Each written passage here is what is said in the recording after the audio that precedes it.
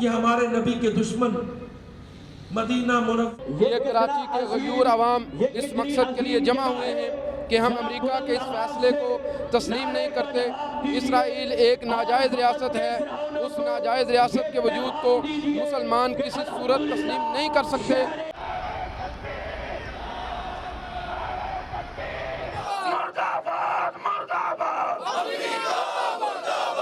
سب سے پہلے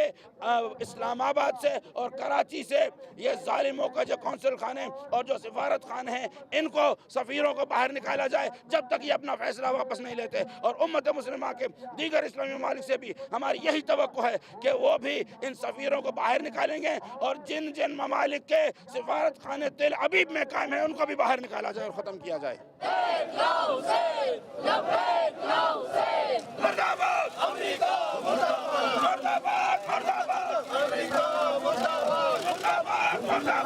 امریکہ